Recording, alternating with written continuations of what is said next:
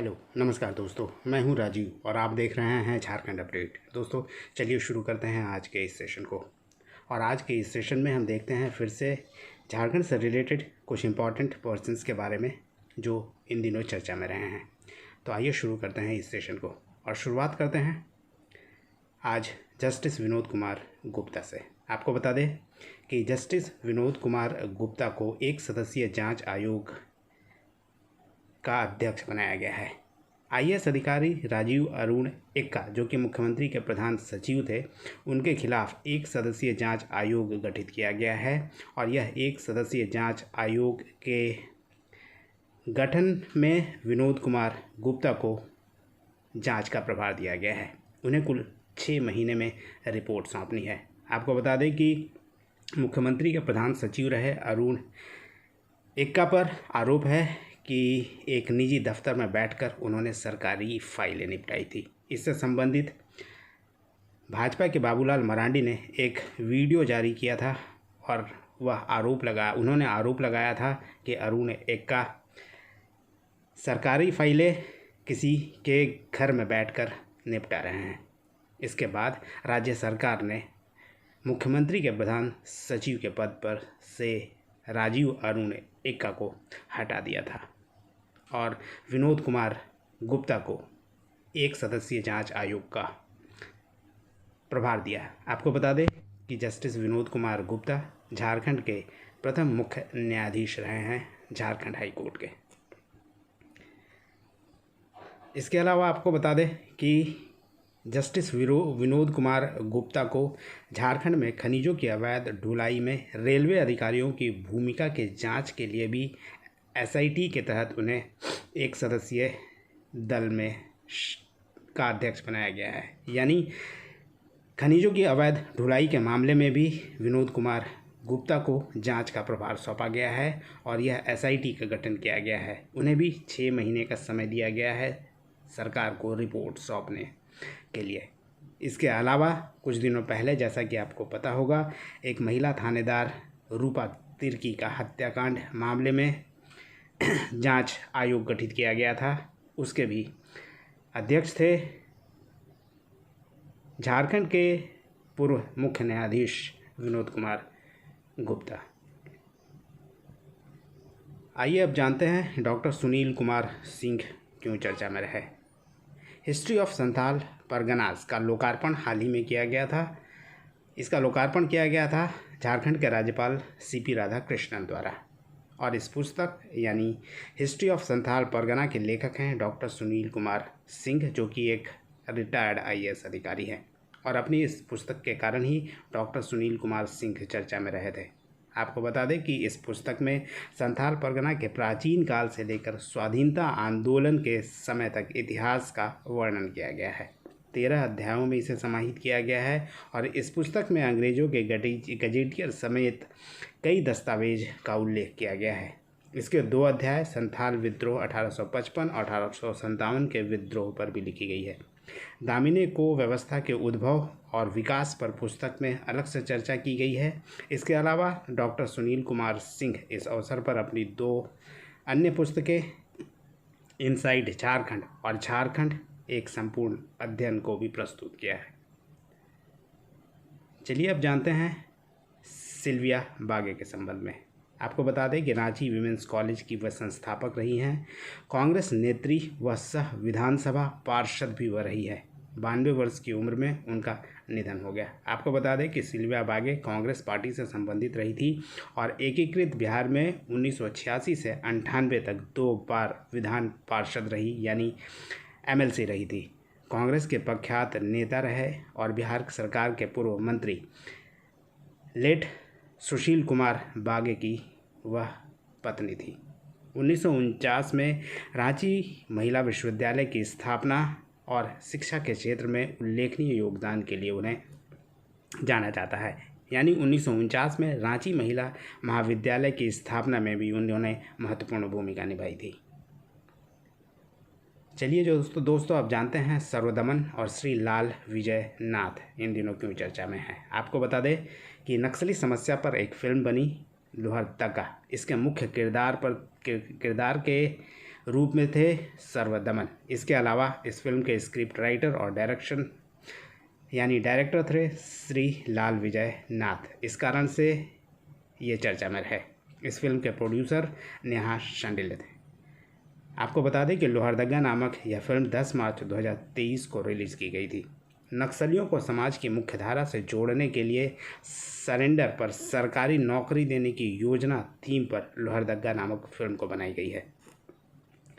इसमें बॉलीवुड के प्रसिद्ध व वरिष्ठ अभिनेता संजय मिश्रा व विजय राज जैसे वरिष्ठ अभिनेता सहित रांची के 110 कलाकारों ने फिल्म में अभिनय किया था और मुख्य रूप से सर्वदमन और श्री लाल विजय नाथ इन दिनों चर्चा में रहे लोहरदगा नामक फिल्म के क्रमशः अभिनेता व डायरेक्टर के रूप में। चलिए अब देखते हैं अंजलि, अष्टम उरांव, पूर्णिमा कुमारी, नीतू लिंडा, सुनीता मुंडा, सुमति कुमारी और अनीता क्यों चर्चा में रही। आपको बता दें ये सातों प्रमुख रूप से फुटबॉल प्लेयर हैं और हनोई वियतनाम में मार्च 2023 में संपन्न AFC अंडर-20 वीमेंस फुटबॉल चैंपियनशिप के लिए 23 सदस्यीय भारतीय टीम में उन्हें शामिल किया गया था। 23 सदस्यीय टीम में झारखंड के 7 वीमेन फुटबॉलर को शामिल किया गया था। इनमें अंजलि जो कि गोलकीपर है, अष्टम उरांव जो कि गुमला की है और एक प्रसिद्ध डिफेंडर है। इसके अलावा पूर्णिमा कुमारी, नीतू लिंडा, सुनीता मुंडा, सुमति कुमारी और अनीता को शामिल किया गया था इस फुटबॉल टीम में, इसलिए ये चर्चा में रही है। अब जानते हैं रणधीर सिंह के बारे में। आपको बता दें कि यह प्रसिद्ध क्रिकेटर रहे हैं जिनका निधन हो गया। जमशेदपुर के रहने वाले और टाटा स्टील के ट्यूब डिवीज़न में कार्यरत रहे भारत के लिए 2 ODI खेलने वाले फास्ट बॉलर रणधीर सिंह का 8 मार्च 2023 को बोकारो में निधन हो गया। रणधीर सिंह एकीकृत बिहार रणजी टीम के कप्तान भी रहे थे। 1981 में अहमदाबाद में इंग्लैंड के खिलाफ एक दिवसीय अंतर्राष्ट्रीय मैच में उन्होंने पदार्पण किया था। इसके अलावा 1983 में उन्होंने दूसरा और आखिरी एक दिवसीय मैच वेस्टइंडीज़ के खिलाफ खेला था। इस मैच में गॉर्डन ग्रीनिच को आउट कर उन्होंने अपना एकमात्र अंतर्राष्ट्रीय विकेट हासिल किया था। रणधीर सिंह 1978 से 1989 के बीच 65 फर्स्ट क्लास मैचेस खेले जिनमें उन्होंने 146 विकेट हासिल किए थे। अब जानते हैं डॉक्टर श्रीपति श्रद्धा सिंह क्यों चर्चा में थी। आपको बता दें कि डॉक्टर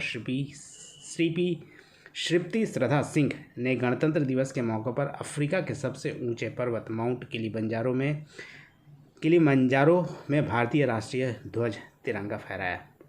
डॉक्टर श्रीपति रांची की निवासी है और मुंडा आदिवासी समाज की महिला और एक पर्वतारोही है। वर्तमान में दिल्ली में प्राइवेट हॉस्पिटल में डॉक्टर के तौर पर कार्यरत है और वह एक डॉक्टर है। आपको बता दें कि पूर्वी अफ्रीका के तंजानिया में अफ्रीका के सबसे ऊंचे पर्वत माउंट किलिमंजारो की कुल ऊंचाई 5895 है, जिस पर उन्होंने भारतीय ध्वज फहराया था। अगला नाम है धनेश्वर राणा। झारखंड विधानसभा स्थित स्पीकर कक्ष में विधानसभा के संयुक्त सचिव धनेश्वर राणा द्वारा लिखित पुस्तक राणा संस्कृत व्याकरण और अनुवाद का विमोचन किया गया था। इस कारण धनेश्वर राणा चर्चा में रहे थे।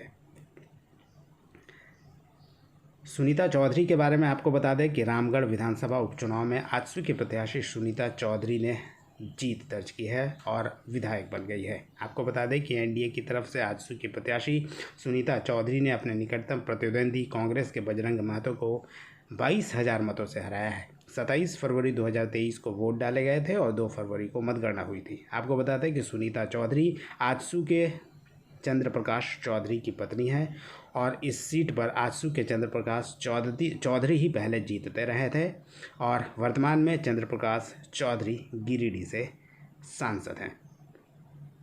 ममता देवी के बारे में दोस्तों आपको बता दें कि रामगढ़ की विधायक रही हैं पहले और ममता देवी को गोलीकांड के मामले में 5 वर्ष की सज़ा सुनाए जाने के कारण उनकी विधानसभा सदस्यता समाप्त कर दी गई थी, जिसके कारण ही रामगढ़ उपचुनाव कराना पड़ा था।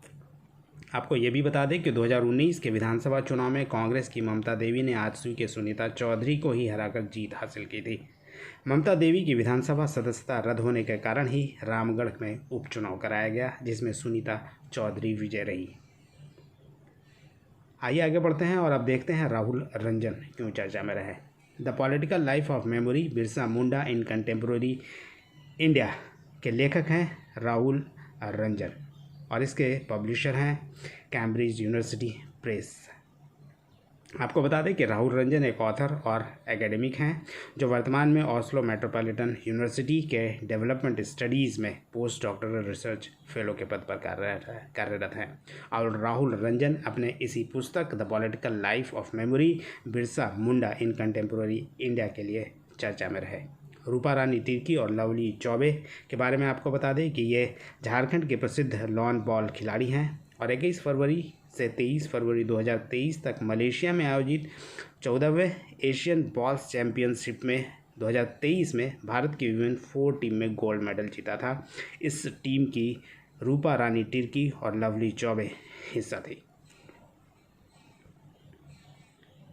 अगला नाम है अंशुमन भगत। जमशेदपुर के युवा लेखक हैं और अंशुमन भगत की नई पुस्तक राजनीतिक घेराव के कारण वे चर्चा में हैं। इस पुस्तक में अंशुमन ने भारतीय राजनीति के कई पहलुओं पर चर्चा की है। कुछ दिनों में ही नंबर 1 बेस्ट सेलिंग किताबों की श्रेणी में अंशुमन भगत की यह पुस्तक राजनीतिक घेराव आ गई। वर्ष 2018 में अंशुमन भगत की पहली पुस्तक योर ओन थॉट दिल्ली के इनविजिबल पब्लिशर द्वारा प्रकाशित की गई थी। इसके अलावा अंशुमन की इससे पहले 4 पुस्तकें भी प्रकाशित हो चुकी है जो काफ़ी फेमस रही हैं। राजनीतिक घेराव अंशुमन भगत की 5वीं पुस्तक है जो राजनीति पर आधारित है। जमशेदपुर के लेखक अंशुमन भगत को मुंबई की संस्था मनो मौसमी ने उनकी किताब एक सफ़र में के लिए 2022 में सर्वश्रेष्ठ लेखक पुरस्कार से नवाजा था।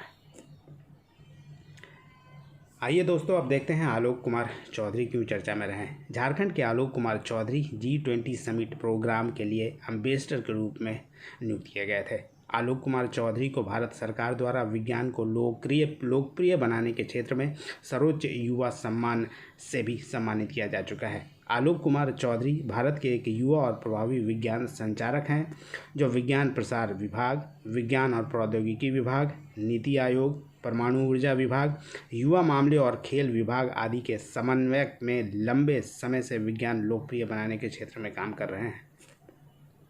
आलोक कुमार चौधरी 2011 में विज्ञान क्लब की स्थापना करके छात्रों के बीच विज्ञान और नवाचार को लोकप्रिय बनाने का फैसला किया, जो विज्ञान प्रसार, विज्ञान और प्रौद्योगिकी विभाग सरकार से एफिलिएटेड भी है। और आलोक कुमार चौधरी इन दिनों G20 समिट प्रोग्राम के लिए एम्बेसडर के तौर पर नियुक्त किया गया था उन्हें, इस कारण वे चर्चा में रहे थे। तुहीन सिन्हा और अंकिता वर्मा के बारे में आपको बता दें। The legend of Birsa Munda नामक इस पुस्तक के लेखक हैं तुहीन सिन्हा और अंकिता वर्मा। मंजूर प्रकाशन द्वारा प्रकाशित इस पुस्तक के लेखक तुहीन सिन्हा और अंकिता वर्मा इसी कारण चर्चा में रहे। पुस्तक अंग्रेजी और हिंदी के अलावा मराठी में भी प्रकाशित हुई है। पुस्तक प्रसिद्ध आदिवासी नायक बिरसा मुंडा की कहानी है, जिसने अपने आदिवासी समुदाय के अधिकारों के लिए दमनकारी ब्रिटिश राज के खिलाफ साहसपूर्ण लड़ाई लड़ी थी। यानी तुहीन सिन्हा और अंकिता वर्मा की यह पुस्तक the legend of Birsa Munda पर आधारित है। आइए अब जानते हैं मेघा श्रीवास्तव क्यों चर्चा में रही है। रांची की है, झारखंड की रांची की धुर्वा की Megha Shrivastava international education award 2022 से उन्हें सम्मानित किया गया है। उन्हें उनकी लेखनी के लिए यह पुरस्कार दिया गया है। आपको बता दें कि मेघा समाज के ज्वलंत और महिला उत्थान पर विशेष रूप से लिखती रहती है। मेघा को OMG बुक रिकॉर्ड मिलने के बाद देश के नामी गिरामी पब्लिकेशन ज्ञानवाणी के लिए श्री कृष्ण लीला नाम की एक किताब लिखी। इसमें वह सह लेखक के रूप में चर्चित हुई है। मेघा ने ब्राउन पेजेस जैसे पब्लिकेशन हाउस के लिए भी आवर फोर्सेस आवर प्राइड नाम की किताब लिखी, जिसकी चर्चा पूरी दुनिया में इन दिनों है।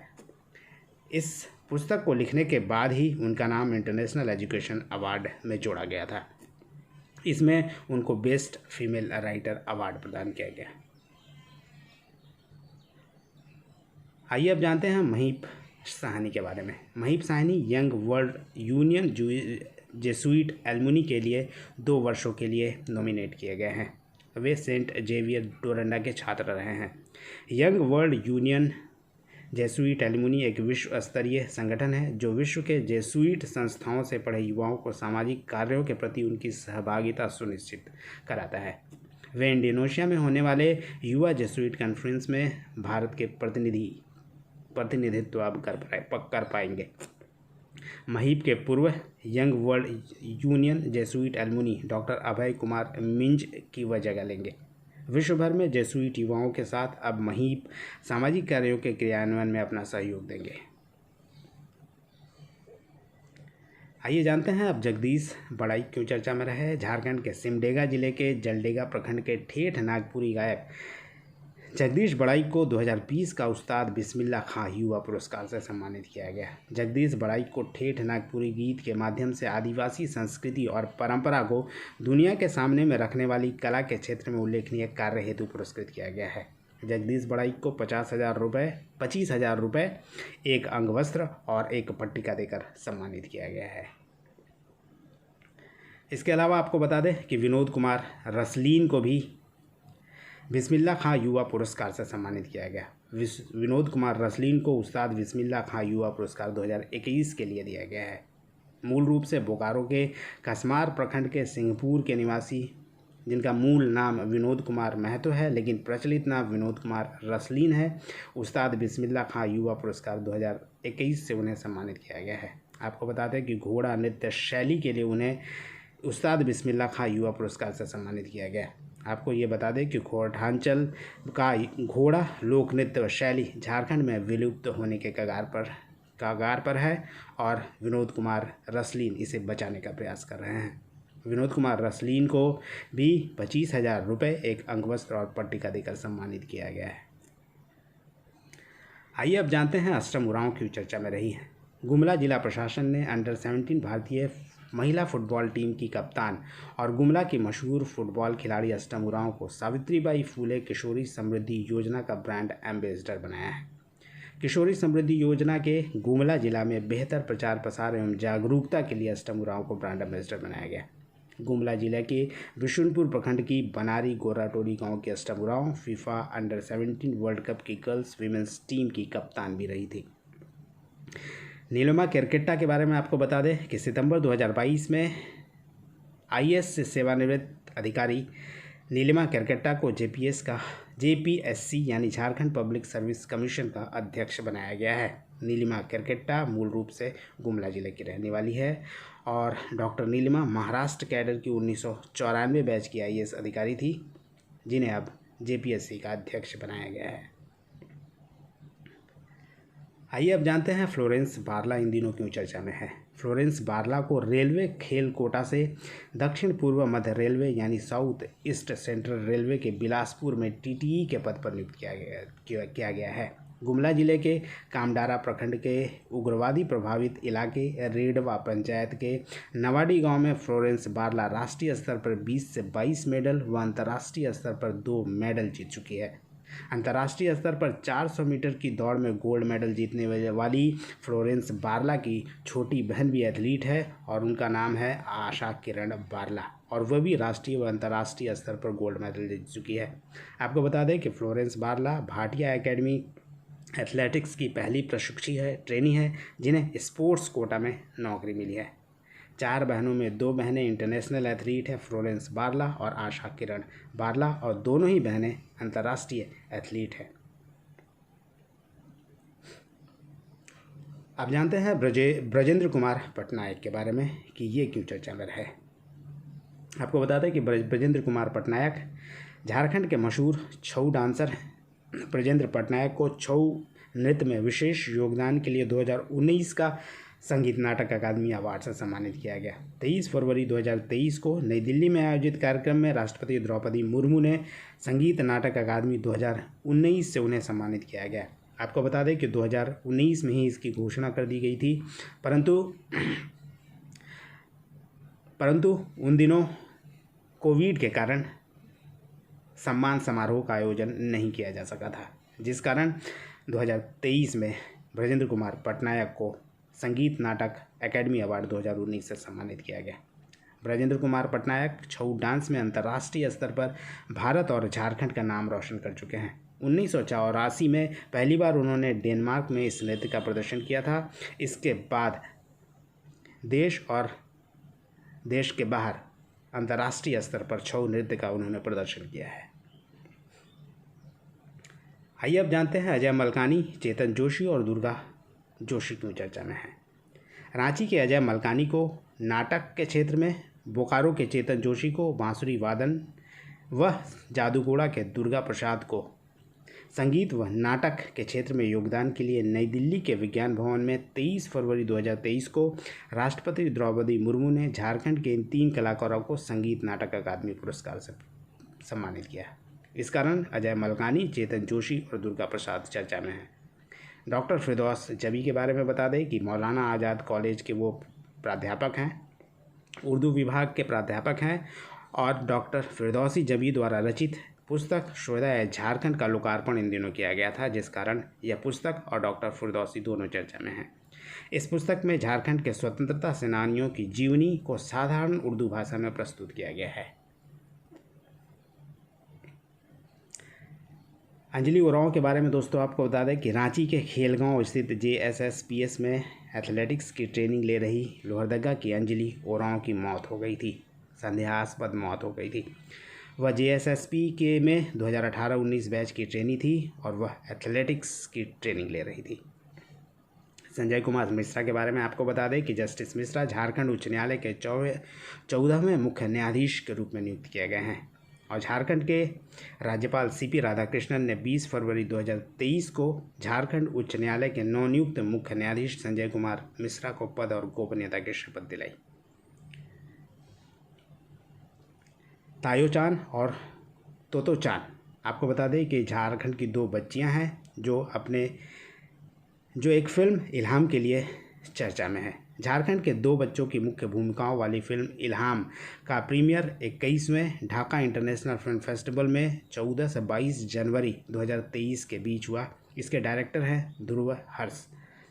फिल्म की कहानी 2 भाई बहन की है, जिसकी भूमिका में पलामू के रहने वाले 4थे क्लास के तायोचान और 10वीं क्लास में पढ़ने वाली तोतोचान है। यानी तायोचान और तोतोचान इन दिनों इल्हाम फिल्म के कारण ही चर्चा में है। फिल्म की शूटिंग अहमदाबाद और मुंबई में हुई थी और दोनों झारखंड के लिए नेशनल अवार्ड जीत चुके डायरेक्टर श्रीराम डाल्टन और प्रसिद्ध गायिका मेघा श्रीराम डाल्टन के बच्चे हैं। फिल्म की कहानी पशु हिंसा के खिलाफ है, जानवरों से प्रेम करना सिखाती है यह फिल्म। आइए जानते हैं हेमंत प्रताप देहाती के बारे में। आपको बता दें कि हेमंत प्रताप देहाती का निधन हो गया, जिसके कारण वे चर्चा में रहे। आपको बता दें कि झारखंड के पूर्व स्वास्थ्य मंत्री डॉक्टर हेमंत प्रताप देहाती का 90 वर्ष की आयु में 7 जनवरी 2023 को रांची के रिम्स में उनका निधन हो गया था। लाल हेमेंद्र प्रताप देहाती गढ़वा के भवनाथपुर से विधायक भानु प्रताप शाही के पिता हैं। झारखंड बनने के बाद लाल हेमेंद्र प्रताप देहाती मधुकोड़ा सरकार में स्वास्थ्य मंत्री रहे थे। वे पहली बार 1969 में विधायक बने थे और लाल हेमेंद्र प्रताप देहाती समाजवादी नेता थे और 1952 में राज परिवार में जन्म लेने के बावजूद छुआछूत, अमीरी गरीबी, ऊंच नीच को दरकिनार कर इन्होंने राजनीति में प्रवेश किया था। आइए दोस्तों अब जानते हैं अश्वनी कुमार क्यों चर्चा में है। जमशेदपुर की अश्वनी कुमारी 25 वर्षीय है और WPL यानी वीमेंस प्रीमियर लीग के ऑक्शन में गुजरात जायंट्स ने 35 लाख रुपए बोली लगाकर अश्वनी कुमारी को खरीदा था। आपको बता दें कि अश्वनी कुमारी एक महिला क्रिकेटर है। वह प्रसिद्ध ऑलराउंडर है। गुजरात जायंट्स के लिए WPL में खेल रही थी। सरोजनी लकड़ा जो कि खेल निदेशक हैं झारखंड की, यूनाइटेड स्टेट्स ऑफ अमेरिका के Britain national university of Queen Mary ने डॉक्टरेट की उपाधि से उन्हें सम्मानित किया है। यह उपाधि उन्हें स्पोर्ट्स डेवलपमेंट और सोशल वर्क के क्षेत्र में प्रदान किया गया है। इससे पूर्व सरोजनी लकड़ा ओलंपिक एजुकेशन पर जर्मनी में पढ़ाई भी कर चुकी है। यह था दोस्तों आज का सेशन। उम्मीद करता हूँ आपको पसंद आया होगा। धन्यवाद। फिर मिलते हैं अगले सेशन में। तब तक जुड़े रहिए झारखंड अपडेट के साथ। धन्यवाद।